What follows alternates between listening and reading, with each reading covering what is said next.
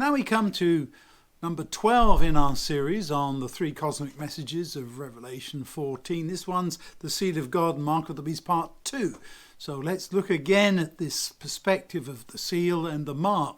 And I've put in the notes for this time a couple of long quotes from Uriah Smith and E.J. Wagner as to what a seal is. From Uriah Smith, he says that it was used by individuals, corporate bodies and states for making impressions upon wax, upon instruments of writing, as an evidence of their authenticity. So we are authentic if we have the seal of God. And Wagner says, a seal is not put lightly to anything. When the servants of God are sealed with his seal, it means that he accepts them as his own and deed. They are his workmanship created in Christ Jesus. We belong to him. We put our seal. You remember back in the day when you put a library stamp saying, this book belongs to so-and-so. That was your seal. That was your marker of identification saying, this is something that I say belongs to me. It's my ownership.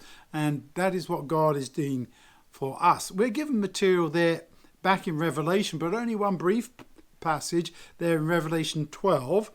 The woman ran away to the desert where God had prepared a place for her so she could be looked after for 1260 days. That's Revelation 12 verse 6.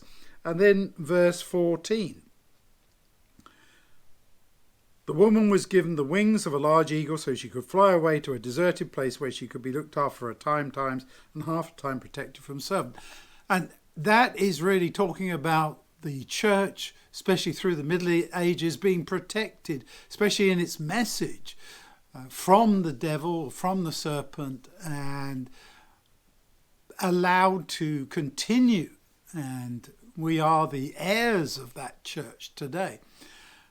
So what has that got to do with the seal of God and the mark of the beast? Well, it's all leading up to this climax at the very end when we have that degree of separation.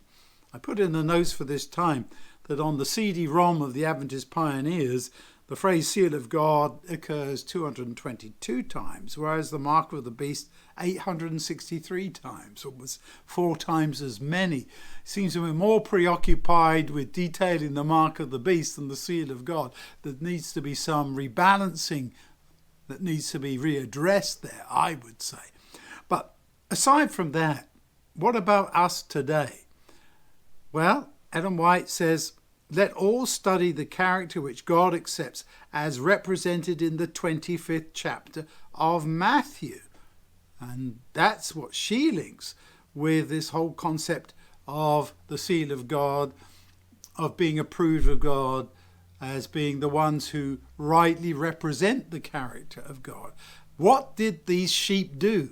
Well, they did whatever they did without thinking, oh, I have to do this because I'm doing this for Jesus or doing it for God. They did it because that was the natural outgrowth of what they believed in terms of their experience with Jesus, of reading the word and so on.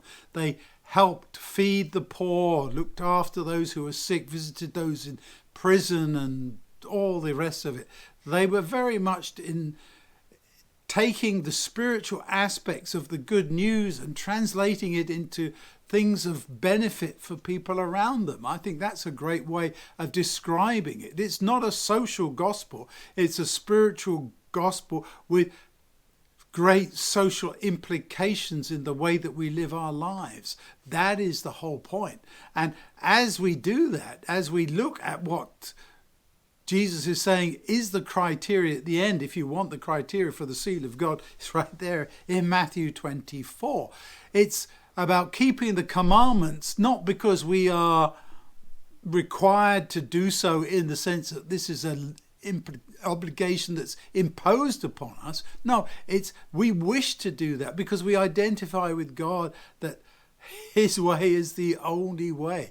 So as we think about the seal of God and the mark of the beast, it's a way of identifying who we are and, to be very blunt, whose side we are on. Who do you really identify with? At the moment, there's a battle going on between following the ways of God, following the ways of the beast. But we need to choose, and we need to make sure that we allow God to work in us, both to will and to do his own good pleasure, to transform us, to change us from the inside out, so that we truly are his children, that we truly can be said to belong to him. May that be true for each of us as we think about that this week.